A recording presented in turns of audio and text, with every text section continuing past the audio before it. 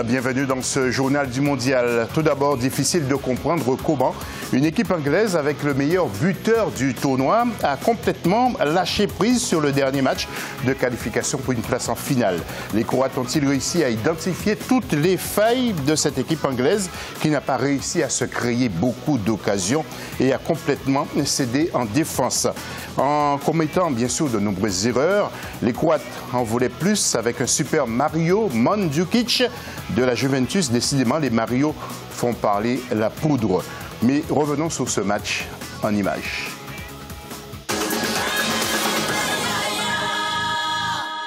Et pour la deuxième étoile sur le maillot, les Anglais devront attendre encore 4 ans. Pourtant, ce mercredi 11 juillet à Moscou, face à la Croatie, ils avaient ouvert le score dès la 5e minute par Trippier sur coup franc. Mais les Croates sont revenus au score à la 68e minute grâce à Perisic, qui a profité d'une erreur de la défense anglaise pour égaliser. Le super Mario Mandžukić a réussi sur une passe de Perisic à inscrire le but de la victoire à la 109e minute et conduire son équipe en finale pour un remake, comme on dit, de 1998 contre la France. C'était donc en demi-finale de la Coupe du Monde il y a déjà 20 ans. Mais oui, regardez le tableau maintenant avec donc tout d'abord mardi 10 à Saint-Pétersbourg, France, Belgique, 1-0, et puis à Moscou, Croatie, Angleterre, donc victoire de la Croatie sur le score de 2-1. L'homme du jour maintenant, eh bien c'est Mario Mandžukić, un poison pour la défense, attaquant de la Juventus.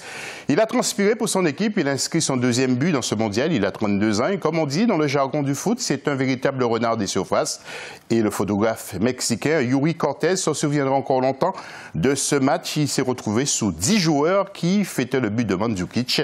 L'un des joueurs a embrassé le front du photographe qui, selon les dernières nouvelles, serait en bonne santé.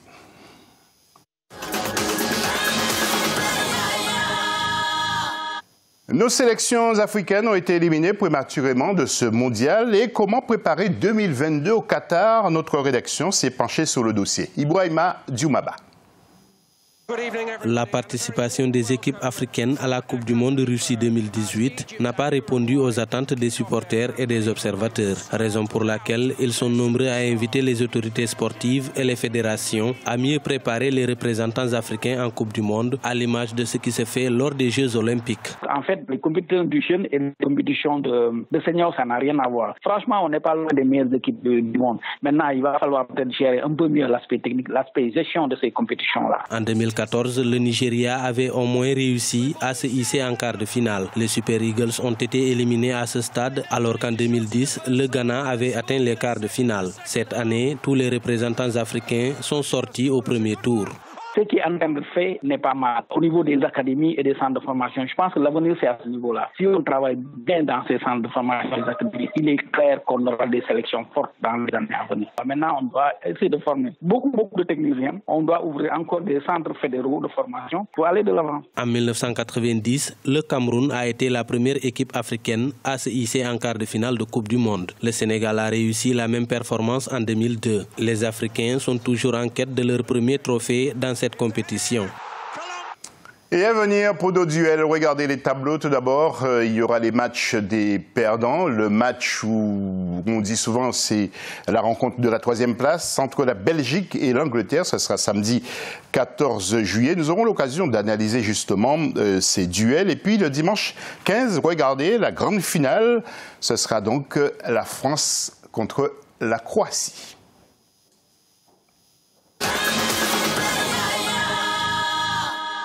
Et puis n'hésitez pas de faire d'ores et déjà vos pronostics pour les matchs à venir, justement samedi 14, je vous rappelle, donc match de la 3e place avec Belgique-Angleterre, 2 équipes qui sont très déçues quand même de ne pas aller en finale, mais il faut un vainqueur et un vaincu. Et puis le dimanche 15, la grande finale, France-Croatie. Allez sur nos réseaux sociaux et vos réactions sont attendues massivement sur nos plateformes Facebook et Twitter, Africa 24 TV. Nos sélections africaines ont été éliminées prématurément, je vous l'ai dit, mais maintenant nous allons revenir tout simplement sur l'histoire de la Coupe du Monde avec nos équipes africaines. Tout d'abord, premier focus, c'est sur 2010 où nous avions 6 équipes qui représentaient le continent. Regardez ce dossier. En 2010, l'Afrique du Sud a accueilli la première Coupe du monde de football organisée par un pays africain. Exceptionnellement, 6 équipes africaines y avaient pris part. Après un match nul contre le Mexique, une défaite 3-0 face à l'Uruguay et une victoire 2-1 contre la France, l'Afrique du Sud est néanmoins éliminée, car classée 3e de la poule A. Dans le groupe B, le Nigeria s'est incliné d'abord 1-0 face à l'Argentine, puis face à la Grèce, avant un match nul contre la Corée du Sud, terminant dernier du groupe. L'Algérie n'a pas pu faire mieux, une défaite face à la Slovénie, un match nul face à l'Angleterre et une autre défaite contre les États-Unis. Le pays n'a pu marquer le moindre but lors de la compétition. À l'opposé, le Ghana dans le groupe D avait réussi à triompher de la Serbie 1-0, puis un match nul contre l'Australie avant de perdre face à l'Allemagne. Les Black Stars se qualifient néanmoins pour les 8e de finale grâce à leur différence de buts. C'est d'ailleurs la seule équipe africaine à atteindre les quarts de finale avant de s'incliner au tir au but devant l'Uruguay. Dans le groupe E, le Cameroun échouera successivement face au Japon, au Danemark et aux Pays-Bas. Quant à la Côte d'Ivoire, le match nul face au Portugal, la défaite 3-1 contre le Brésil et la victoire contre la Corée du Nord 3-0 ne seront pas suffisants pour atteindre les 8e de finale. Fin de ce journal du mondial. Merci beaucoup de l'avoir suivi et à demain, même heure, pour une nouvelle édition.